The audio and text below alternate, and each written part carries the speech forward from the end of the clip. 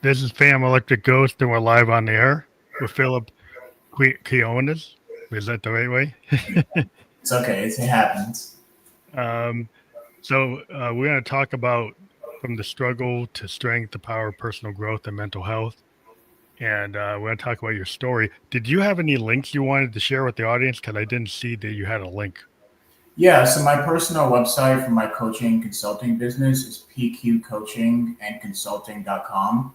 So that's about it for right now. So some of them have my courses on there, and then very soon I will be publishing my first book on there as well.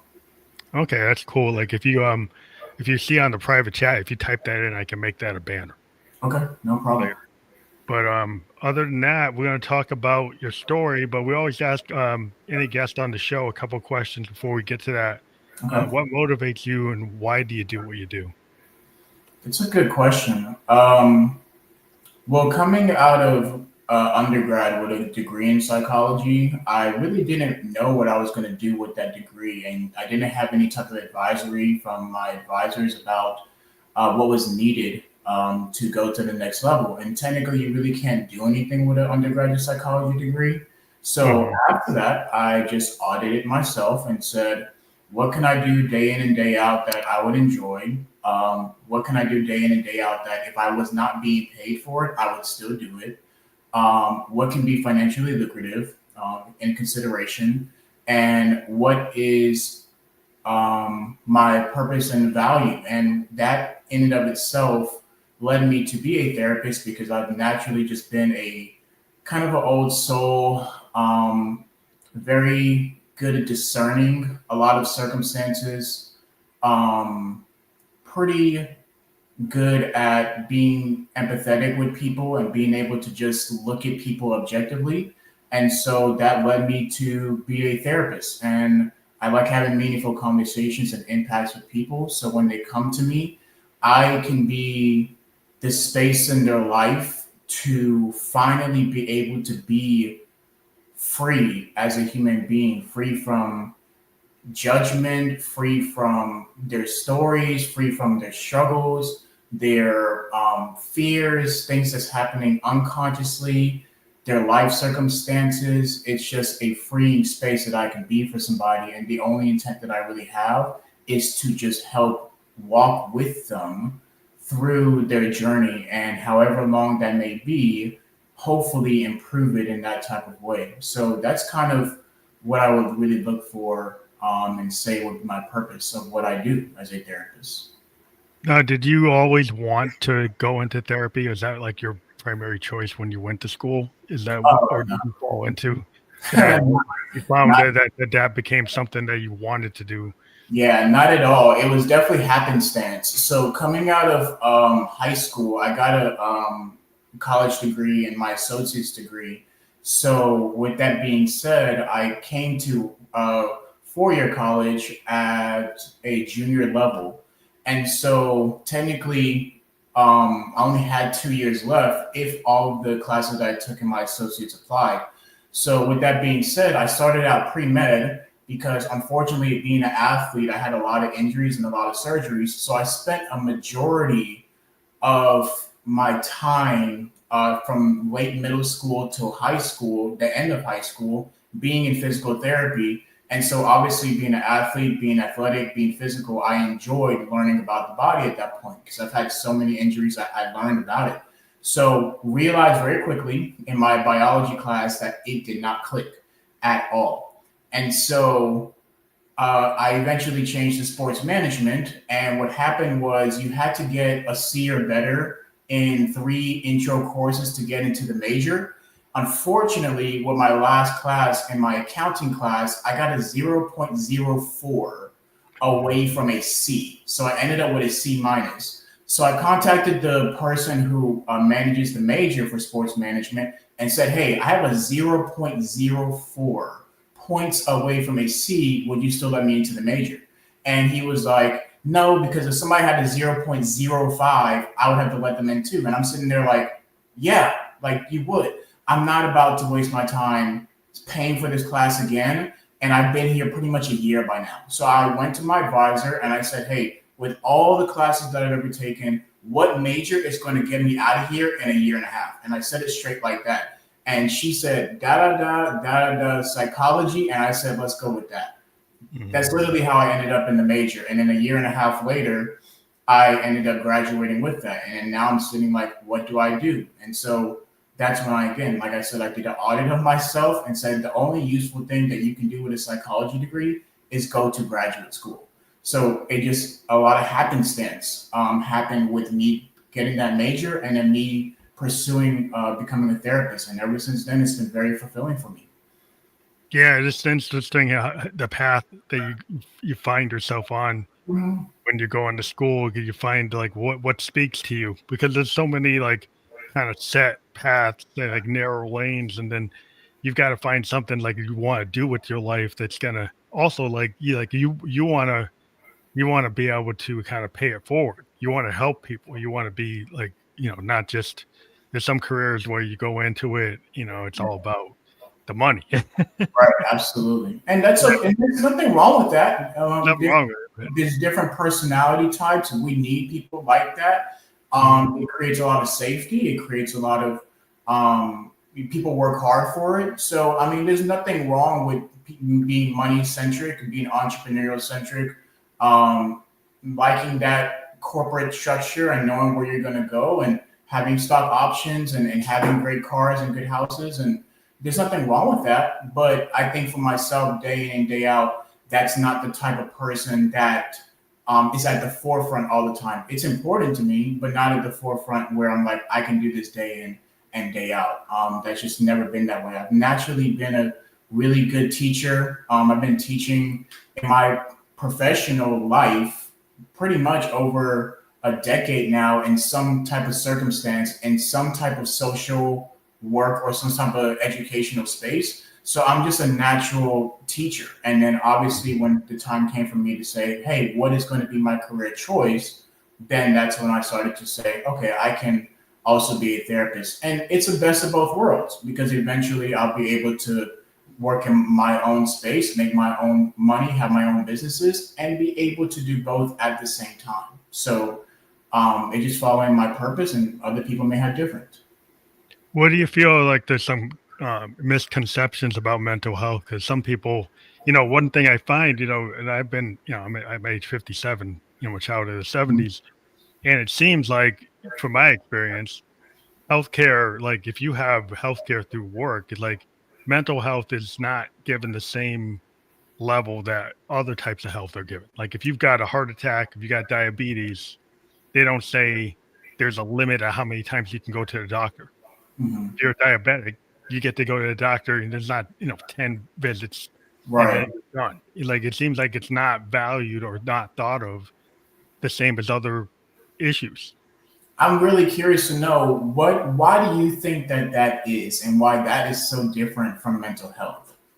I just think that there's the corporate world in which I've been in, I'm a software designer, Okay. and there's a mindset in corporate America that, that it's not really thought of. It's kind of like this thing of, you got to suck it up, Mm-hmm. and it's kind of old. It's, we're in the 21st century, and it's still this very old mindset Yeah. that's not the same as a heart attack. That's Right. not the same as diabetes. I'm a cancer survivor. Okay. Right? Oh, And that's amazing. cancer physically had to go through chemo and radiation and Exactly. all Yes. kinds of treatments. Nobody ever thought the mental aspect of that, Right. right? There's a lot of, like, once you go through that kind of trauma, there's a mental aspect of it. And I had a hard time getting help for that. But it was Absolutely. easy to get to the oncologist. It was easy to get to the radiologist, but it wasn't so easy to get the other. Right. So I just don't think they understand, Right. or they've not done the research, or they don't pay attention to the research. Right. And I think it's up to the public to kind of push, and people like advocates like yourself there in the industry is like why, what can we do to make it better? Right. No, you're absolutely right. And the word that you use is physical. So I think one of the stigmas around it is, what do I actually do as a therapist? A therapist is a person who processes change, right? With human behavior and a process of change needing to be made, usually from something negative, because most people don't change things that are positive.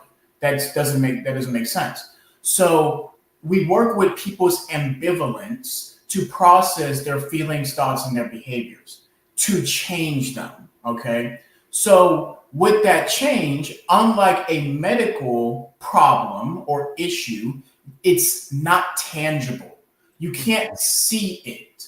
You can't even see the result of it. So if you had physical therapy after breaking your arm, you have surgery, they put a cast, you go to physical therapy, you can see the progress of your strength, and then you're able to use your arm better. So we can see the physical when it comes to medical, but with mental, it's on the inside and it's not tangible. So, but with that being said, the human experience is about feeling.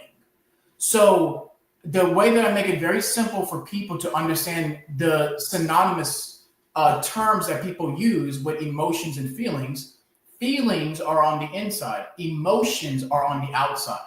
So with that being said, it took a while for people to understand that when there's a sporadic, especially extreme mental health emotions and behaviors being displayed, that's when people said, oh, there's something going on here. And no matter what the physical resource we provide for these people, it's not necessarily making them better.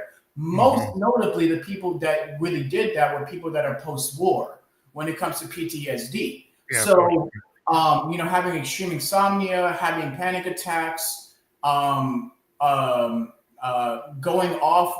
back into that traumatic place, shell shock. It used to be called shell shock. So that was real. So when domestic violence went up, when all people had these, when it got addictive to drugs and alcohol, those are physical things you can see. So it took people that said, well, we have these extreme behaviors with people. What's going on the inside? And so very, very smart, objective people, most notably starting with Freud, obviously, took time to understand where these things come from. So that's why it's so hard, and the stigma around it is a very hard thing for people to think is real, because I can't sell it to you because it's not tangible. Yeah, it's hard, It's very hard to get people to understand that, but it is vital because human beings are nothing but vessels of feelings. Everything you do is with a feeling, whether it's conscious, you think it's conscious, or it's mostly unconscious. So when you're feeling negative about those experiences, there are people that have objectively measured how to go about improving those. There's also the other stigma is you're not healed. There is no cure. Therapists help you with improvements. So even if you took from a physical aspect and you were better after you broke your arm after physical therapy, maybe throughout your life, unless you really made it a strong priority, it'll never be the same like it was before it was broken. Yeah. The body has already gone through trauma, the neurological connections, all of those will never be the same. It may look the same if you strengthen it up, but from a cellular level, it's never going to be the same. So what people don't understand is I don't like the market of healing or curing. There are improvements. If you are born with certain mental aspects, or you have gone through your life traumatically from childhood all the way to adulthood, that is years of negative things that have been built up. I come in and say, oh, you want to change something? This is a tool, or we can work on making improvements. I can't go back and magically make those things not happen. And even if I did, there's no guarantee that you still won't end up in the same place. So you need to understand that mental health is for improvement. It is a tool. It is not a cure, and you are not going to be totally healed from anything. Yeah. So that's also a stigma behind it. Well, I think there's no quick fix. And it's like, like I'm a diabetic, and it's just progressively as I get older, it gets worse. Right. You have to find out new ways, and it's never really going away. It's always there. And the same thing with the kind of post-traumatic stress of cancer. Yeah, Right. even that. Or Yeah. people that have diabetes, like you have to give yourself a shot for the rest of your life. So we can't cure diabetes as far as I know, Yeah. but you have to give yourself a shot every single day. So that's a physical thing you have to do. So if you're going through mental health and you're getting depressed or anxious, which are the most common type of things, you have to recognize, okay, I'm getting that way. I'm going through this. I've been given a tool to manage that. And depending on that, it doesn't get me lower than I need to. It keeps me where I need to, or it improves me a little bit better. But if that is a lifelong struggle, you may have that. So it is just to keep you at bay and to improve what you already have, because it's not going to, again, be cured or go away. Right. I think the problem with a lot of people, they want a quick fix. They want the instant gratification. Yeah. They want a pill. In Yeah. the pharmaceutical industry, they try to create all these medications. But what I've seen over time is like, if, I'm an artist Okay. and, I do a lot of music. I do music production. I do other things. Right. Okay. And I hang around a lot of creative people, and creative people usually have trauma, and they're able to process that trauma into art. And that's why people sometimes use art therapy, but because art allows people to take what's inside and kind of get it out and kind of go through it. It doesn't always solve it, but it helps you like process it. And so there's some people that just don't know how to process their trauma. Yeah. And it's like it never goes away. It's like as an artist, like if you had something really traumatic and that you turn it into a painting, well, it's reflected in that moment, but it never really went away. You kind of manage it. Like you have to manage Yeah. it until you're not here, right? You have to figure out and people don't want to deal with things that are uncomfortable. Yeah. They're scared. There's a lot of fear. People want safety. They Right. want security. And so when Yeah. you deal with that, and I wonder, like, what type of patients do you deal with? Do you deal with people like in younger people, older people? It doesn't matter what age, or what's your primary, like, your client base? Well, to respond to your statements of trauma, I think one of the things that I really want people to understand is speaking to yourself really does matter. And saying that you have something is very different than saying that I'm experiencing something. And so you're saying that I have trauma. So one of my pet peeves is obviously, and it's great, but obviously there's a negative side to it, is people labeling that somebody has depression and anxiety and trauma. With that being said, there are levels to all of those things, mild, moderate to severe. But with that being said, there's a difference between somebody saying that I have trauma, and there's a difference between somebody saying I am triggered or I am apprehensive to something that has really hurt me and I have unaddressed that. And that's how the language I speak with my clients, because I'm not going to let you victimize yourself, because that doesn't help you change. Mm-hmm. So even if somebody says I have anxiety or have depression, I get anxious. You don't have anxiety for everything. I get anxious. Okay, where, with who, How? when? Like, yeah, what does it? I have depression. I'm depressed. Okay, about what? Because you're not depressed if I cut you $1 million check. Most people will be probably really euphoric about that. So maybe you're depressed about grief or the weather, or something happening in your romantic life, or just an adjustment in your life that makes you depressed in this area. So having to isolate what you say Try to is pinpoint it. Try to pinpoint it, right? Like you need to kind of pinpoint. If you just say, "I have depression," it's like you said, like what do you have depression about? Right. It's a feeling. So one thing I don't do is try to help. I help clients say, "No, that is a feeling. That is not a thing. It's a feeling. Anxiousness is a feeling. Depression is a feeling. trauma is a feeling. Mhm. And there's something that triggers that, because it doesn't trigger everything. It doesn't, not everything makes you feel like that. So it's very important to let people know that. So going with your question, most of the people that I help and that I'm better at helping are adults, because I would say that I'm very high conscientiousness and I'm very low in neuroticism.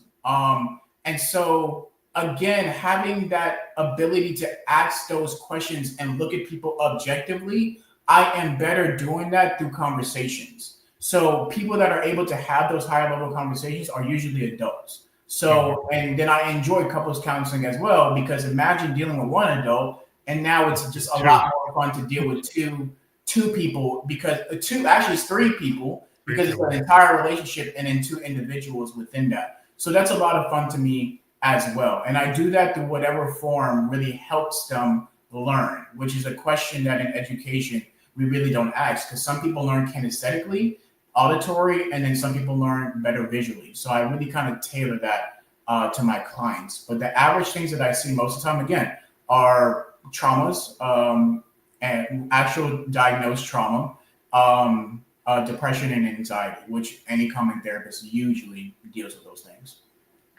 Do you run into a lot of people who have, the imposter syndrome, or they've dealt with, people who have been, they've childhood trauma, right? They cause this kind of imposter syndrome where somebody, like an adult, psychological or physical abuse Yeah. made them feel like they're not good enough. It's like, you're never going to be good enough. You're not pretty. You're not going to, you're not going to mean anything. And if these things hit a young mind, and then they get stuck, on a loop. You get these bad loops inside your head, of, Well, that just stays in there. And how do you help people get out of that?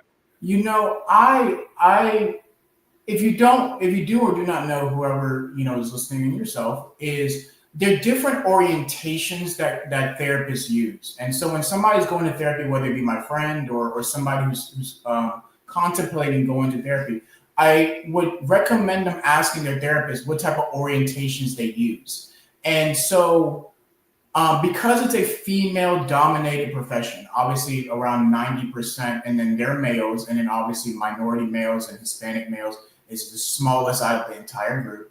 So with that being said, most women, if you want to stereotypically say what their great value is able to process human emotions and be more in tune and aware of that. I would give them that. With that being said, that is not always helpful as the orientation for what the client wants to change. So that comes with a lot of validation, that comes with a lot of reflections, that comes with a lot of nurturing and caring and being empathetic. Awesome. And clients need that, people need that, but that's not always the catalyst to change. So with my orientations, mine combined with my personality, it's a kind approach, but a very straightforward to the point. And so with questions that clients have when it comes to maybe imposter syndrome, I ask the question of, where did this come from? What are your thoughts around this? But then if I were to ask a really good question about that, I would say, whoever told you that you have to feel good about yourself? Like that. So and I wish I could show it right now. We have a feelings wheel, which is a really good tool in the arsenal of a therapist. I think there's six or seven, right? It depends on the wheel, but 6 or 7. 5 of the fundamental core feelings that a human being has, and I don't know them off of the top of my head. I do, but I don't. I don't want to say it and say something wrong. But 5 of those 7, or 4 of those 6, depending, are negative. Literally negative, all of them. And then the circle expands out to having more precise feelings that you may have. But 5 of those 7 and 4 of those 6 are negative. So imagine having a battle with yourself and you're like, I'm supposed to go 4 against 2. You're supposed to feel happy. You know how hard it is to consistently feel joy. Joy is one of those, and happiness, and try to push yourself in many different facets of your life to keep chasing after that feeling. That to me doesn't make sense at all. So you may have like this euphoric idea of like my relationship is supposed to be happy. My friendship's supposed to make me be joyful all the time. Like, why don't I feel good when I got that bonus? Or why do I have this higher education and I feel bad about it? Like, I'm supposed to be so happy that I graduated. Maybe you aren't.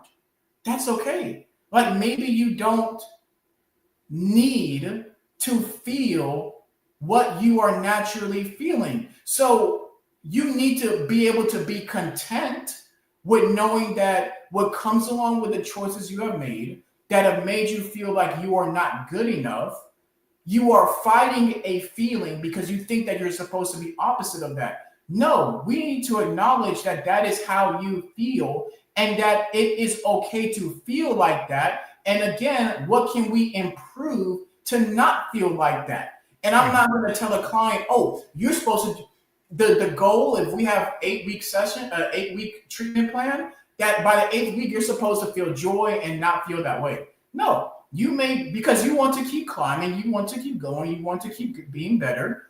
That's okay. And in this area of your life, you need to be content with that. And we can manage that when you have this negative experience. What is the thought behind that? How do I catch myself? And how do I keep going forward? But if I keep trying to push down somebody's throat that they're supposed to feel different than what they feel, that is unproductive for their experience. And that's unproductive for what they're coming to me for. So I have a very controversial opinion about this idea of having a positive self-worth. You should have self-worth, but we're not going to label it positive or negative. It's just self-worth. And if you don't like the behavior that you're giving to yourself when it comes to your self-worth, then maybe we need to change the behavior. But I'm not going to sit there and try to convince a client to change how they feel. Yeah. Well, the idea here, you run into a lot of people who have like the growth mindset versus like this kind of like more pessimistic point of view. But the thing is like in life, you have to deal, like a lot of people in my industry, music, people want to get into a perfection trap. Yeah. They want things to be perfect. Yeah. And I've always argued as a producer that it's the happy accidents, it's actually the mistakes in art that make the art beautiful. Absolutely. So if people spend all the time trying to edit things out, they end up like destroying the piece. Yeah. Like when you're an artist, if you spend too much time reworking it, then you lose what their original intention was. What the original intention might have been painful. It might have been vulnerable. Right. And then you spend all your time trying to wipe that out because you get scared of it. Yeah. And if you kind of live in the moment, you're willing to kind of deal with like the kind of, the flow state instead of having everything detailed and planned out. I think that's what, yeah, it's hard to do. It's a balance because, the world tries to tell you have to have all these plans. But what do you do when things don't go according to plan?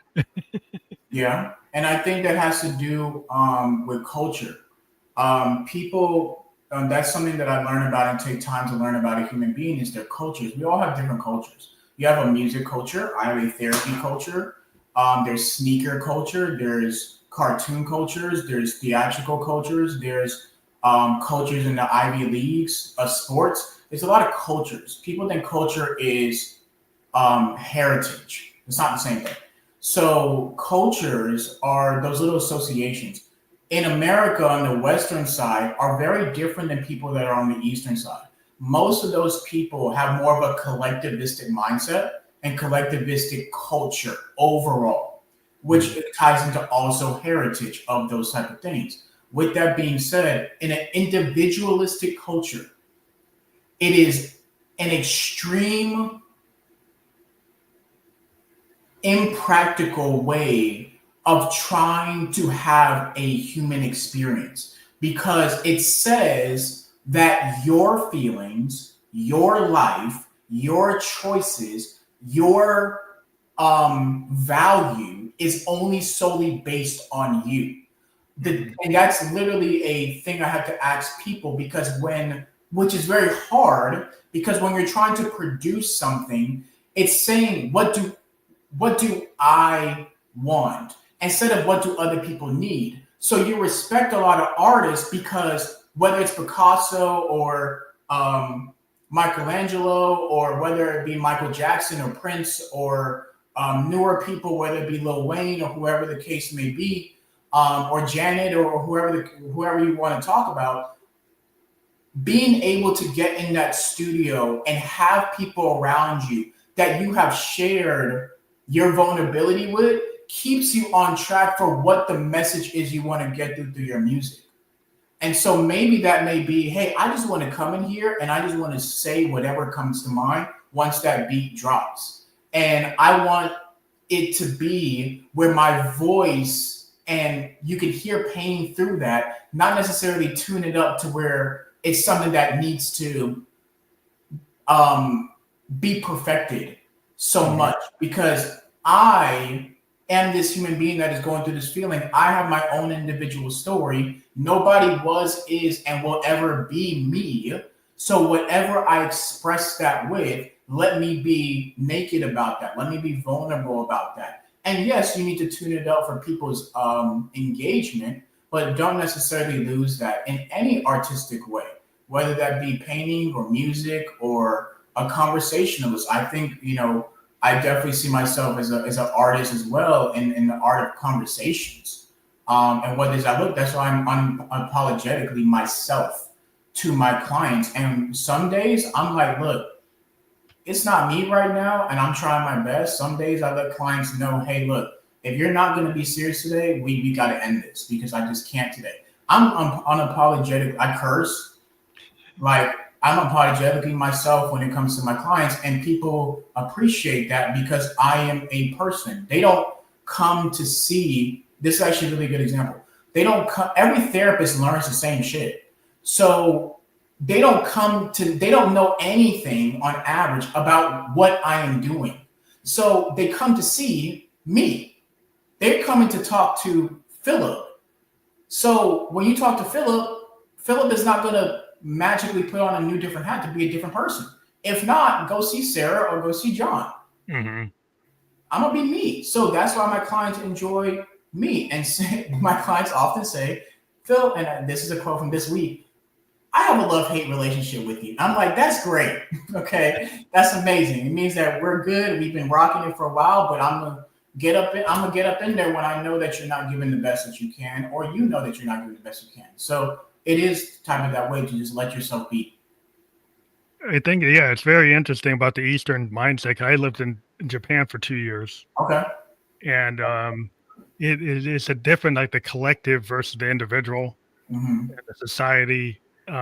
It's a different mindset. Because one time I was walking through Shibuya in Tokyo, and the sidewalk, everybody kind of walks the same direction. And you see all these like Westerners, they're bucking that. Like they're going, like the Japanese are all going a certain way. They're all going north. And you see a Westerner is going south. Okay. Yeah, no, that's a great observation. Yeah. And you see, like they've made a decision that on that street, that's the way everybody's going. Absolutely. No. And it's funny when you look at it, and I lived there and I kind of learned, like, yeah, you could pick off like, oh, these guys just came in and they don't get it. They don't have situational awareness. Yeah. The Westerners would want to demand like things be, you're in Japan, but you want it to be your way. Right? Yeah. Okay. Well, you're not in New York. Yeah, you're not gonna get it that way. It's different. It's gonna hit you hard. You can, and that's why I'm glad you had a kind of a sociology observation of that behavior. And even in conversations with me, you can, if I literally did a template or a voice transcript of the sessions, you can, I literally go through all of the things that somebody is saying, and you hear a lot of I, and me. and my own, and you can have different synonyms of making it about me, but in other cultures, it's we do this, we practice this, we don't do this, we traditionally do that. So it's just a different type of, even in a language sense, how different the rest of the world is from more individualistic cultures here on the West Side. And then it's like the consequences of actions. Hmm. Like if you're in a society that understands that if you make do something that affects another person, but sometimes like in our culture, people do something they have no concept as like what you just did, right? Because Yeah, they seem to be like the individual was like standing alone and they don't understand like it's a ripple effect. yeah, And no, in other Eastern societies, is more of an understanding that your actions have consequences yeah, and that you don't just have the freedom to just kind of adversely affect the collective right, just because you absolutely, feel like doing it. And we seem to have this thing with like, well, I can go and just look. My wife like is a cancer patient, yeah, and I've had cancer, so I have empathy because we've gone through the same thing. And there are nurses that don't want to wear an N95, mm, and her immune system is reduced, and she had to get a letter to mm, tell like I need like I'm in like a very weakened state, and I need people around me when I'm going into my therapy to wear the mask. right, And people were more concerned about their individual right to not wear the mask right, than to wear the mask. Like in Tokyo, that wasn't an issue. right. Just like what? Yeah, like aren't you supposed to do no harm? And I think that that ties in to discovering in my work and people's work values. People, in an individualistic way, value things differently. And what doesn't work out for people is they think that just because I have this value and on my hierarchy of the things that I value, the person that I'm going to meet is the same. That's not true in an individualistic culture. You, me, John, Sarah, Brittany, Brianna, Jeffrey, Bob, Joe, every single person in an individualistic culture is different when it comes to their values. And then one of the things that is a very heartbreaking thing to know is that if you don't feel the same, something is wrong with you. Whether that be politically, whether that be based on religions, whether that be based on different cultures, like you don't feel the same way I do, you don't value the same way that I do, that makes you a bad person or a negative person.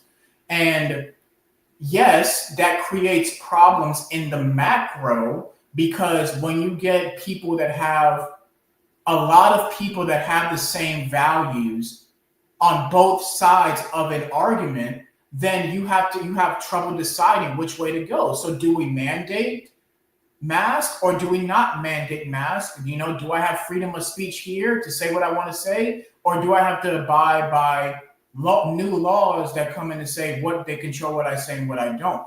Those are just constant battles Yeah, between a macro level and an individual level with people in an individualistic culture, and it's a hard way to navigate. It's a hard way to navigate. it is hard to have like you know the idea of like self care and mindfulness in a society where everybody's kind of going in their own trajectories. You Uh-huh. know, you're just like, well, I'm trying to take care of myself, but then I'm running into, you know, resistance or I'm running into like people who aren't mindful, you Yeah. know, of what happens or what they do. And it just seems to me that we're not taught empathy. Yeah. Right. They like empathy is okay, I can understand the other person and I can actually understand their point of view. And I don't have to actually be a part of that, but Right. I can be understanding of it. Right. But it's like this idea, like you don't have to be understanding of it, right? Yeah. If They, you don't, they, yeah, if you don't want to. that's the negative aspects of that. They seem compounding in like in the things that we see in society today, Mhm. where people can just say, well, I don't feel that I should respect Yeah. somebody's history. I'm not responsible. I don't need to be punished for anything. I don't need to be held accountable Yeah. for anything. And one of the reasons why that is because accountability is a big thing, especially in an individualistic culture, because I can go for most of my life outside of maybe childhood where I don't have to be accountable for anything because I can always justify why I'm not in the wrong because my feelings are the things that validate that instead of the objectiveness about what the situation entailed. And so I don't if let's say for example it comes to dating and relationships, if I'm dating somebody, I have no obligation to be communicative with them, and I never have to change because I can just go find somebody else. Yeah. So I can go my whole life being a new character, never addressing myself, never saying that I'm the problem, never saying that I need to improve, because I can always leave a situation. And because my feelings are valid for leaving that situation, I never have to think that I need to change. No So, responsibility.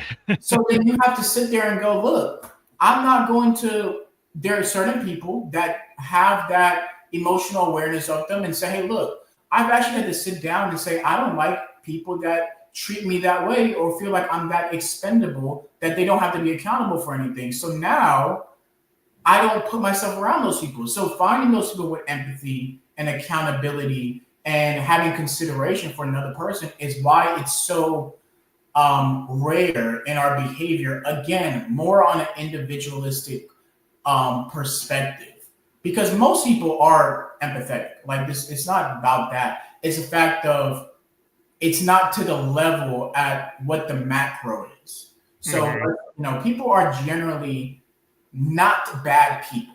I'm not saying that they're good people, but generally not bad people. But also, they're not. Empathy is something that is taught. It's not something that's necessary. I think it's innate for some people, but it does need to be a priority as we speak. But that's why it's such a valuable thing to find in people. Yeah, I was a sociology major, and we kind of studied the crowd behavior over like a riot in the Okay. permission structure of somebody that throws the first rock, throws Mhm. the first brick through a window, and then what happens with the dynamic Yeah. of suddenly you have rules and laws, but then suddenly somebody breaks the law, then that gives you the permission to break the law, and then 10 Right. people break the law, 20 people break the law, 30 Right. people break the law. And Yeah. if you ask them before they went there, were they going to break the law? No. Right. And that's So very valid. Yeah. so you get these permission structures that you have this, and then now you have the internet, Yeah. and it's like, what's the behavior of a riot, a virtual riot? And now the algorithms, and they will always be, they're getting, the way that they do is they're so, I don't know what it is within what it is, but they get to tailor your experience with their media to you, whether you say it, whether you like it, whether you comment it. So now it's like, oh, I'm not the only person that feels this way. I'm not the you don't ever see the other side. Let's just put it Yeah, that way. you get what the system thinks Right, you what want. you want to hear, what you want to see, but that's what I like about my profession and being a social science is the objectiveness in my work makes the individual not subjective anymore. And so, yes, I like that. I like that observation in sociology, and then like also punishment as well. So when there's that famous study where people were pressing a button and they were faking somebody showing pain, but Mhm. the authority figure made them feel as though it was okay to keep causing pain, which Yeah, was something a study that I think that happened after a war because I think people really studied Nazis.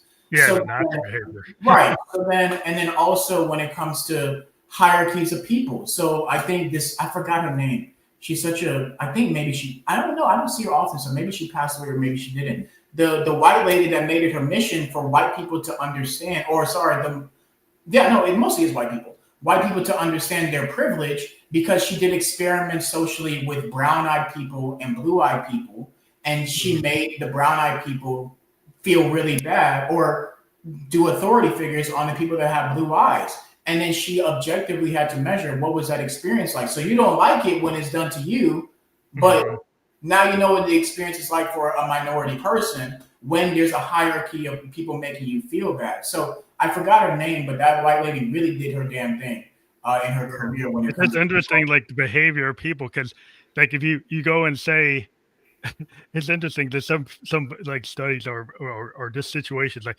if somebody feels like you get this situation, like we're going to take benefits from group X, right? But you're going to keep group Y is going to keep your benefits, right? And then suddenly we switch. It's like you're going to lose your benefit, right? And they said, well, I thought I was going to keep mine, right? And it's like I thought only group X was going to lose it. Yeah. Then suddenly they're upset about the structure, but they're okay with the power structure as long as they get to keep their benefit. Absolutely. So you see these group dynamics, and then it shows it's like, okay, well then you didn't have empathy for group X, right? This idea. Look at like what happened in Rwanda. He's like people were on the phone on the radio talking about cockroaches. Yeah, like, dehumanizing people and saying, let's smash the cockroaches, destroy the cockroaches. So when you get people that dehumanize and use language, and you get some people say, well, language doesn't matter. But the whole Rwanda incident shows that the radio was used and language does matter. If you use language over the public airways, you can trigger kind of Nazi level events. We are, like I mentioned before, we are nothing but feelings. If you can get somebody to acknowledge how you feel about something, whether it be the darkest parts of us, because every single person has or wants or desires to have that level of power and influence on another person. It just takes a consciousness to say, I don't do that. So like even in a religious sense, people think virtues are just being good. No, that's not what virtues are. Virtues are the ability to choose to do bad when there's opportunities to present itself, but you choose not to. So you can't just have good. You have to have good and bad, but choose good. That's what makes it virtuous. So with that being said, when you are in direness or in survival mode, or again, whether it be Germany after World War I with the Treaty of Versailles, and a person rises up and says, hey, look, we're going to go from being responsible for this war to being a top 3 nation in less than 7 years, and be that but I don't fault people with that. Now that is not bad, but I don't fault that because they do have a right to pursue being better for themselves. So objectively, most people may not know. That's why it's important for people that maybe have that privilege, like you said, to be aware of that, because I can't fault you for the level of awareness that you don't have. Yeah, that's the problem. So I may know it because I've educated myself, or I've been the recipient of that negativity. So I know what that obviously feels like. But as somebody who's on the other side, objectively, you may not know. So that's why sometimes I don't fault people who maybe still have that perspective. They sometimes do. Most of them do. But I don't think, again, I'm going to project how I individually feel because they are looking through the world differently. So that's a hard, but even when it comes to clients, like I try to take the person to almost try to turn a mirror and have them look at themselves. And sometimes that means looking at yourself objectively. So sometimes I remember having a client and she was going through something distressful, and her father called, and then literally at the same moment, not because he knew something was happening negatively with her, but he said, "Hold on, I'm getting another call." And then he called back a couple seconds later, literally a couple of 30 seconds to a minute later, and called her back. And then she hung up on him. And then she was mad. She was explaining to me, how the fuck can he leave me? Like, doesn't he know? Like, I needed him. But I was like, he didn't know. He didn't know like what you were going through, but you fault him as if he was supposed to randomly know that you were going through that. So I'll validate how you feel, but objectively, he didn't know that you needed him to the level of that extent. You can't fault him for that level of awareness.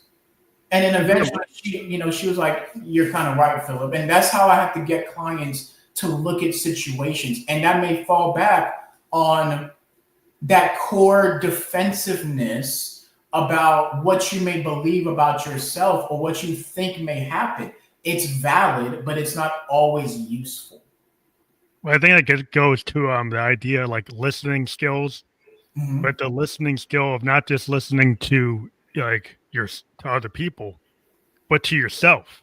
Right. Like if you record yourself, right, or you listen to what is it that you're saying, right, and if you actually have somebody listen to the words they use. Yeah. Like you said, like somebody might be saying I all the time instead of we or are, right? Or they're always blaming.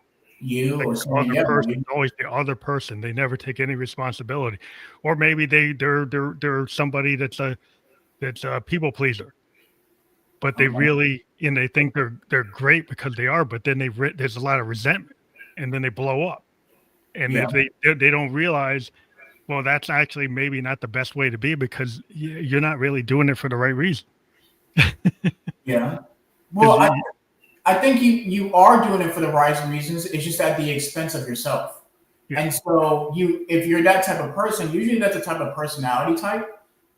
Especially, I think it's more of an avoidant type of personality type. That means that you have to have better boundaries. You need to know that what I can give, I'm willing to give, even if it is not reciprocated, if I'm giving with that heart. So, like, for example, I live in Atlanta, Georgia. There's a lot of homelessness. And obviously, when I have the opportunity, whether it be a snack or water or something or a change or whatever, I know that I'm not supposed to expect that back from them. I'm giving it without that. So that's an okay level for me to give. So if I'm the type of person that is giving, giving, giving, and that's what holding people accountable, even in clients, saying that you chose that. There is choice orientation or a choice theory that acceptance, it's like an acceptance and commitment therapy, where like you chose to give. Now you're upset because it wasn't the response that you wanted, but you chose to give it. And then if you chose again, that's something that you have to be accountable for. So I'm not gonna let you victimize. So like, how can they respond to me like that? And how can they do that to me? You gave it. So I have to make you accountable for that. Because if I don't hold you accountable, you're not gonna change. So with that being said, like you said, listening to understand somebody as well, actively listening. Carl Rogers, which is a person-centered therapist who developed that theory, the power to listen to somebody is an underrated skill in life. And listening is not just words. Listening is making the experience of the best way that we can vocalize what's happening on the inside, because the emotions may not always match up with what's happening with your feelings. That is why listening and validation and reflecting and acknowledging somebody can change somebody, can make them not end their life, to make them have a beautiful relationship, to improve whatever. And so many people do that. Good teachers do that. Good parents do that. Good friends do that. A good romantic partner does that. If you have even a person to listen to you, it can change lives. And it has. Words are very powerful. The tongue is so powerful and strong. It has destroyed nations. It has built nations. It has built people up. It has destroyed people. It is such an underrated experience for a human being is listening and speaking. I think also you have to understand sometimes when you listen, it's also like what's not said or the actual non-verbal Yeah. communication that's happening. Because as a musician, a lot of times there's a lot of stuff in a song where there's a space between the notes, Okay. there's the silences, Okay. right? Those things is as an artist, you start to realize like you don't just fill up the space Okay. to just fill up the space. Okay. Sometimes like if you actually like listen to the silence or you listen to like the meaning behind the words or the Mm. unsaid thing that's said, and that's like really listening. Like if you true listening is to actually pick up the whole the everything that's coming out, right? All the inputs, Mm. That's a right? nice. Not just the words. There's I, more than just the words, and that's hard. That's hard to do because some people just get the words and they don't actually get the other things. Absolutely. I think that's a good metaphor that I'll take with me when I do so many, obviously, different perspectives and metaphors and analysis in different facets of people's lives for them to understand. I think that'd be a good thing to take back to my clients like, hey, this is what a musician does. And I think what it also creates is an opportunity for people to be silent, like to really sit with yourself, to be physically silent and to listen to what you are saying. A lot of people don't do that because again they're afraid to go to that space because one, maybe they never knew or never knew how. Maybe nobody's ever taken the opportunity to do, but maybe that metaphor about that space of take time to figure out what that is. It doesn't always have to be filled. But that's what's great about processing your feelings and your behaviors and your thoughts because you don't realize what you may actually be doing because you're just doing. Mhm. Like you literally are just going, and that's what I said. That's why I can't fault people sometimes. They literally are just going about life. There's not a pause, there's not a worry, there's not a care, there's not a thing I need to change, it's not a problem. Cool. So when you do have that or the ability to do that, it can be very rewarding. But again, I don't push people to change if they don't want to. I don't talk if you don't need me to talk. And if you just need me to listen, I will just listen. But I always want you to do that for yourself. Yeah, I think that just picking up like the situational awareness of your own soul, right? It is that's a hard thing. Because some people, the Victorian poets had this term like the looking glass self. Okay. So they would go and you read Wordsworth and Blake and all the all those poets. Okay. They would dive into like what is in that mirror. Okay. And it's that soul reflecting back to yourself. And that's where you get into the deep challenge, right? Of Mm, are you actually gonna be honest with yourself? mm, Or are you gonna tell yourself a lie? mm. So how are you gonna work with anybody else if all you do is tell yourself lies? Then what are you telling to other people? You know, but I also think it's true. That is a good perspective, a good artistic perspective to have. And I don't, I like poetry, but I couldn't recite anything for you. But I probably maybe could dive into that to see what I can pull from that. But I also think the thing I recommend people do is audit yourself. We do a lot of auditing with my type of work, and auditing goes from psychosocial history to what is school, what was that experience like, to socialization, to what's happening now, your romantic life. Physically, we don't look at that too. So like what's happening with you physically, what are you eating, what are you drinking, all of those things matter. And I'm saying that audit because sometimes, again, in one area of your life you may not need change, you may be great, but in another area of your life you need or want to change something. So you don't have to audit and change everything, but validate that that feeling is real, also that it's your truth, but it doesn't have to be the most useful thing for you in this moment. And obviously it's not, because if you end up with me, there is something unconsciously that you want to change because I didn't call you.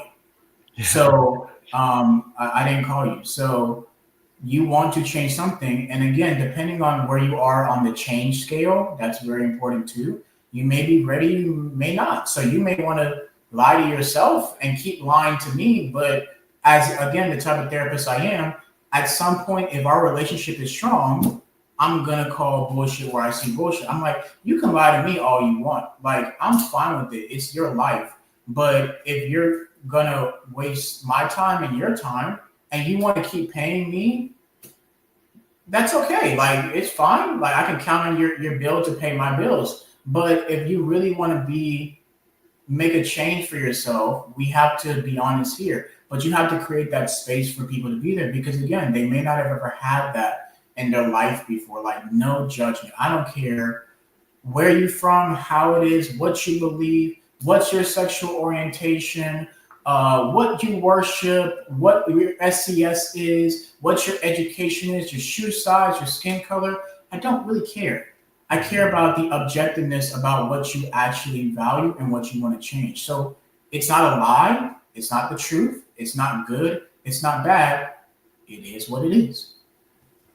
Well, I think that's an interesting place to be, because you're dealing with, like, the real, truth. And truth is whatever people want it to be, but Yeah. it is the reality that you're in. It is what, like you said, what it is. Like my dad used to say, it is what it is. Mhm. But we always end up talking, taking up the time, and it goes by quicker than we ever imagined. And we actually hit our hour mark, but we Yeah. didn't talk about your link. We did talk about it briefly, but PQ Coaching and Consulting.com, that'll be fully clickable. So if people click on that, that's how they can connect with you and contact you?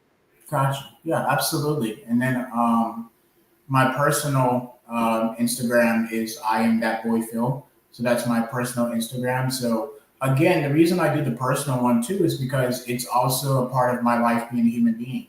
So I really don't, even though I have both of those things and they both entail different things, like, it's who I am. So those things are people can contact me from. So I really enjoyed being on today. I think we had a great, meaningful conversation.